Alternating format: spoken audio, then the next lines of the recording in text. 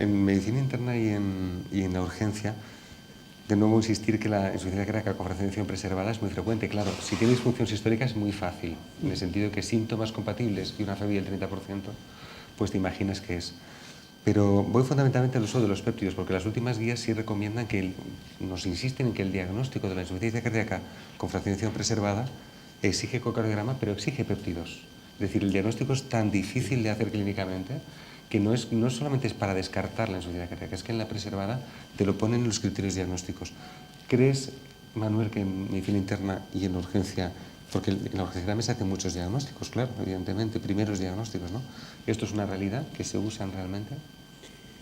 Sí, la sensación es que los pacientes que ingresan a insuficiencia cardíaca en algún momento les han hecho alguna determinación de péptidos, casi desde la llegada a la urgencia, en un gran número de pacientes, ¿no? Tal vez aporta más valor en aquellos que justamente tenemos dudas de la disnea, sobre todo en aquellos pacientes que tienen comorbilidades, pues la EPOC, la anemia, incluso la insuficiencia renal. A veces, pues lo que comentaba un poquito Alberto, cuando el paciente ingresa decimos, bueno, tiene disnea, pero efectivamente, ¿por qué está tan mal? Tiene filtrado glomerulares disminuidos, tiene una anemia cardiorrenal, ¿por qué se ha producido esta situación? Pues probablemente los péptidos te ayudan. Si ves que tiene un ProBNP de 4 o 5.000, con síntomas de congestión claros, aquí tal vez además del ecocardiograma añadir a lo mejor la ecografía pulmonar para clasificar mejor esa disnea, probablemente el péptido te va a ayudar en este sentido con puntos de corte. Bueno, nosotros en los ancianos, pues como siempre, trabajamos con puntos de corte un poquito más elevados, de 1.500 picogramos, pero bueno, cuando ves péptidos ya por encima de 5.000, pues el diagnóstico de insuficiencia cardíaca lo empiezas a establecer con cierta seguridad, ¿no? Y yo creo que son un valor añadido. Si realmente no los tienes, los pacientes ancianos, pues como bien comentabas, los síntomas son inespecíficos, los signos de exploración a veces son más difíciles de recoger que en pacientes más jóvenes y los parámetros objetivos te ayudan a decidir, ¿no?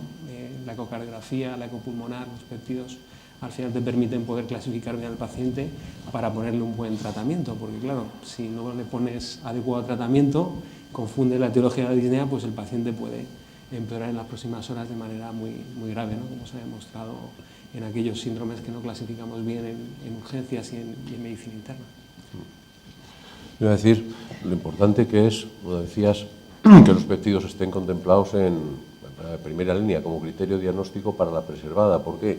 Porque efectivamente en todos estos pacientes que estás dibujando, el eco casi invariablemente vamos a tener hipertrofia ventrículo izquierdo, función sistólica normal, dilatación de la aurícula izquierda y quizás, si no está en FA, parámetros de alteración del llenado a través de la mitral, ¿no? Es posible que sea su eco basal, es decir, que no nos va a dar mucha más información en todo ese gran grupo de preservada, ¿no? Yo de hecho creo que, ya lo sabéis, el gran fallo que han tenido los ensayos clínicos hace ya 5 o 10 años en preservada era que si no usaba los péptidos para incluir a los pacientes no sabían ni lo que estabas incluyendo. Y probablemente hemos perdido muchísimo tiempo en avanzar en el tratamiento de la preservada porque se incluían a los pacientes por ingresos por insuficiencia cardíaca preservada, que era un totum revolutum de cosas, y no teníamos una evidencia objetiva, al menos péptidos. Yo creo que los péptidos, si están, son indiscutibles, ¿no? Probablemente en la urgencia el manejo es distinto, en el sentido que el paciente es mucho más agudo, los niveles son más elevados, pero bueno, hacer un buen diagnóstico siempre es necesario, ¿no? Tener un buen diagnóstico es absolutamente necesario. Bueno, yo la verdad es que comparto todas las ideas que se han dicho ya en este foro, ¿no? Y probablemente en urgencias ha habido un cambio de paradigma desde principios del año 2007, desde que se empiezan a introducir los péptidos natriuréticos en los servicios de urgencias españoles. Y es verdad, y estoy de acuerdo con el doctor Lobo, que se necesita un aprendizaje, porque es verdad que cuando hicimos un primer análisis entre los centros que empezaban a tener o no BNP no había diferencia en cuanto a los resultados de los pacientes, pero probablemente venía del hecho de que todavía no habíamos acostumbrado a familiarizarnos con el manejo del BNP. En un síndrome que es uno de los más frecuentes de motivos de consulta en urgencias, como es el tema de la disnea, como ha dicho el doctor Méndez, es fundamental intentar llegar a un diagnóstico correcto, porque lo que sí se ha demostrado en ese proceso es que si uno no llega al diagnóstico correcto y pone el tratamiento lo antes posible, la estancia es más larga, la probabilidad de ingreso en UBI es mayor y la probabilidad de mortalidad intrahospitalaria es también mayor. Con lo cual es muy importante saber lo que se está tratando desde el principio. Y la insuficiencia cardíaca, como habéis comentado, es difícil de diferenciar. La que tiene una función sistólica deprimida o reducida o preservada exclusivamente desde un punto de vista clínico. Es decir, los únicos datos que se han visto que diferencian una u otra en cuanto a la exploración es escuchar un tercer tono, que en urgencias es difícil, o que tenga un poquito más de cardiomegalia en la radiografía, pero no hay una clara diferencia en cuanto al motivo de presentación. Además, como también se ha comentado ya, es más frecuente en pacientes más longevos, con lo cual las comorbilidades empiezan a jugar también un papel a la hora de interpretar los péptidos natriuréticos. Y esto hace, además, en comparación que con los que tienen la insuficiencia cardíaca reducida, no suelen tener niveles tan elevados. Con lo cual, a pesar de la introducción de los péptidos natriuréticos, sigue habiendo un área de incertidumbre donde es difícil precisar a la llegada a urgencias de si realmente el paciente tiene o no una insuficiencia cardíaca con disfunción diastólica o no. Sigue habiendo un grupo de pacientes en lo que es muy complejo, pero lo que está claro es que desde la introducción de los péptidos natriuréticos el manejo es distinto y los biomarcadores, si hay en un grupo de profesionales a los que nos ha sido gran ayuda, son aquellos en los que tenemos que tomar decisiones en menos de 4 horas.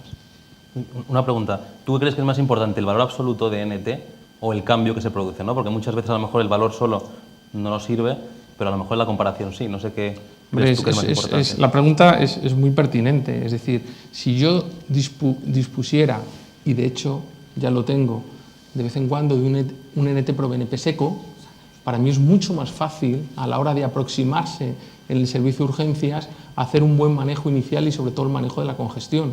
Muchos de los pacientes que me vienen remitidos o que de manera puntual pueden venir de las unidades de insuficiencia cardíaca del hospital, cuando ves sobre todo NT-proBNPs tan elevados y cuando ven que son NT-proBNPs secos, porque son los mismos que se están manejando en las consultas ambulatorias, son de gran ayuda y es una barrera que se elimina a la hora de poder dar una alta precoz. Con lo cual, desde un punto de vista de los que nos dedicamos a la primera atención de un paciente inestable, es muy útil disponer de un NT-proBNP seco.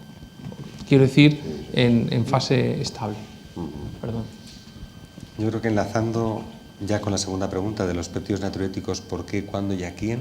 Yo creo que los péptidos natriuréticos, está claro que la medicina es un arte, pero siempre intentamos estandarizar, protocolizar cómo hacemos las cosas. Los péptidos natriuréticos también necesitamos saber cuándo usarlos, ¿no? Igual que cualquier marcador. Entonces, yo creo que tenemos ya varios consensos importantes. Las guías europeas de insuficiencia cardíaca, las guías americanas de este mismo año, el 2017, han hecho un update muy reducido. Y fijaos que de las cosas que han puesto el foco han sido en el tratamiento, para incorporar nuevos tratamientos, y en los péptidos natriuréticos. Se han visto la necesidad de sacar un update este año solo por estos dos aspectos fundamentales, tratamiento y péptidos. Y los péptidos aportan información pues interesante, no solamente para el diagnóstico, sino también, por ejemplo, la hospitalización en el alta, ¿no? Porque probablemente saber cómo está al alta el paciente es un criterio fundamental para saber probabilidad de reingreso, cómo le estás dando de alta, o porque no es la primera visita ambulatoria, que son complementarias, ¿no? Yo, por empezar por Mónica, que así dar la paso, pues ¿cuál es nuestra experiencia en la unidad? No solamente en la unidad, sino en el proceso de insuficiencia cardíaca en la planta de hospitalización. ¿Cómo ves tú el manejo desde enfermería de los péptidos? ¿Cuándo los sacamos? ¿Qué utilidad tienen? Bueno, nosotros en la planta de cardiología siempre al paciente durante el ingreso se le sacan, el día 1 se le sacan péptidos y nosotros por protocolo al alta otro valor analítico con péptidos natriuréticos. Y cuando se remite a la unidad de insuficiencia cardíaca se vuelve a hacer en el seguimiento estructurado en la visita 1 a los 3 meses y a los 6 meses, siempre y cuando el paciente no haya tenido una intervención por algún tipo de descompensación que por protocolo también se saca. Entonces, obviamente, analíticamente para la enfermería es un dato muy objetivo para verificar que efectivamente el paciente está en insuficiencia cardíaca. Es un dato interesante porque, claro, es importante regular tanto el buen uso, el infrauso y el sobreuso, en el sentido de que en todas las consultas pensáis que hace falta un péptido natriurético. Yo creo que allí donde se saca es por tener ese valor para la base de datos, para publicar, para tener bien estandarizado al paciente.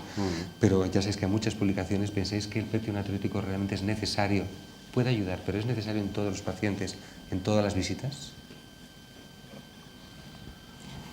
Yo creo que no. Yo creo que si el paciente está estable, tienes, como ya comentaba el doctor Javier Martín, pues unos valores basales de proBNP, el paciente está estable clínicamente, tal vez no tengas que monitorizarlo de manera permanente Depende un poquito de cómo evolucione también el paciente clínicamente. Me parece una cosa útil para predecir la descompensación en algunos pacientes que notes un empeoramiento de síntomas y que a lo mejor la disnea no sepas muy bien si es respiratoria, cardíaca en ese momento, solicitarlo para optimizar una descompensación o predecir una descompensación de manera ambulatoria, y si el paciente evoluciona mal, pues tal vez sea una información importante, porque si hay unos aumentos de por encima del 30 o 50% sobre los basales, sabes que ese paciente, pues si no lo optimizas o no consigues optimizarle, va a evolucionar desfavorablemente, va a ingresar, tiene mayores tasas de mortalidad, y eso parece que sí se ha demostrado en el ámbito ambulatorio. Pero es verdad que tampoco yo creo que tenemos un consenso de cuándo determinarlo de manera rutinaria en las consultas, no se ha terminado de establecer, yo creo. Y yo creo, como decías, que la sobreutilización probablemente, tengo la impresión que podría producir más confusión que ayuda, al menos en el ámbito de atención primaria. Ya quisiéramos tenerlo disponible para el diagnóstico inicial, para el diagnóstico diferencial de la disnea y para la detección, como decía Juanjo, para la detección como decía Manuel, para la detección de las descompensaciones, cuando no tienes una explicación clara de qué es lo que está pasando, ¿no? Yo creo que es lo más importante, tener la idea clara de que los péptidos natriuréticos hay algunos momentos absolutamente necesarios, yo diría el diagnóstico para excluir o para confirmar la preservada. En una hospitalización, pues yo creo que la prealta está clara para saber ese mejor momento, que en teoría es la prealta, ¿no?, cuando le das de alta. Y en las visitas ambulatorias, pero creo que Manuel lo ha dicho perfecto, depende de si piensas que el paciente se está torciendo y quieres afinar, de si sí o si no, si es cosa respiratoria o no. Depende si piensas que te puede ayudar algo en la terapia, pero no sistemáticamente, sino en pacientes muy concretos. Y como decía José María, es que si sacas muchos, al final no sabes el valor que tiene. Esto es como hacer 7 ecocardiogramas en 7 meses, que la fracción de edición va a variar en todos ellos. Y no te debería implicar un cambio clínico, ¿no? O sea que, de hecho, en el consenso, José María, yo creo que es el único firmante aquí del consenso, un consenso nacional sobre el uso de péptidos natriuréticos de la Sociedad Española de Cardiología, la Sociedad de Medicina Interna, y no sé si hay más sociedades científicas. Cardio, urgencias, las SEMES. ¿Cuál fue tu sensación al formar parte del comité a la hora de estandarizar? Interna, no sé si hemos dicho. Medicina interna. ¿Cuál fue tu sensación a la hora de estandarizarlo? ¿Es fácil o no? No es nada. Yo creo que no es nada fácil. La sensación que no es que no es fácil realmente.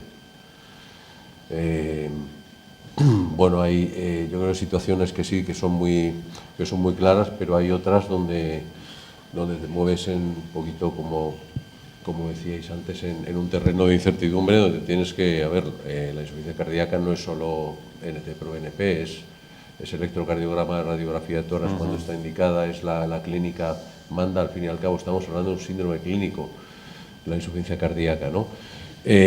Por tanto, yo creo que tiene su valor. Actualmente, probablemente, desde luego en primaria está infrautilizado por falta de acceso, pero tampoco hay que magnificar, o sea, siempre dentro del contexto clínico y de las otras pruebas. Muy bien, yo creo que podemos pasar ya a la siguiente. ¿Algún comentario por parte del público? ¿Quién de aquí usa rutinariamente los péptidos natriuréticos en su práctica? Es decir, que le pide el cuerpo pedirlo. No digo sistemáticamente siempre, sino que lo pide. O incluso una descompensación, ¿no? Cuando tienes el paciente descompensado, ¿quién le aporta algo? A lo mejor pedir un NT, como hacemos con una troponina o con un dímero. Claro. Sí. ¿Alguien se anima? No vamos a preguntar eso. En la urgencia Claro. Sí que lo pedimos, ¿no? Claro. Pero cuando lo sospechas, ¿no?, que está descompensado el paciente o está entrando en fallo. Pero así de rutina tampoco no se lo pedir. En la consulta probablemente depende mucho de la situación, ¿no? Yo creo que depende de si estás en el diagnóstico en la consulta, que también lo hay, primeros diagnósticos por supuesto en la consulta, o a veces en el seguimiento. Muy bien. La urgencia, Javier, no sé si se pide Sí, yo sistema. quiero puntualizar un aspecto, además de pues bueno, hacer un poco, dar valor al consenso que hicieron las sociedades, porque hicieron una gran reflexión de cuando no había nada. Y es verdad que eso ayudó mucho, sobre todo en dos aspectos. Uno, el no hacerlo de manera universal, porque probablemente eso en un futuro llegaría a entrar en un problema de costes y pasaría algo en paralelo como el tema de la procalcitonina, donde al final el en el mundo anglosajón empiezan a haber un incremento de costes y se empiezan a poner a duda el tema de los biomarcadores, que son de gran utilidad. Entonces, en urgencias es verdad que desde un punto de vista diagnóstico, ya lo hemos comentado antes que hay que hacerlo cuando uno tiene dudas, pero desde un punto de vista pronóstico, y en esto es lo que quería hacer el énfasis, un médico en urgencias no debería tomar una decisión de alta sin conocer un NT-proBNP, porque probablemente la probabilidad de errar es mayor y se sabe que cuando los valores son mayores de 5.000 de NT-proBNP en un paciente dado de alta desde urgencias, la probabilidad de que tenga un evento adverso a corto plazo es mucho mayor de que si no lo está. Y de hecho, las herramientas de ayuda a la hora de toma de decisión que se están publicando y validadas en los servicios de urgencias, ya hay 2 biomarcadores que son de utilidad y que deben ser incorporados a la hora de valoración del riesgo de un paciente. Uno es el NT-proBNP y el otro, que también lo quería comentar, es el tema de la troponina.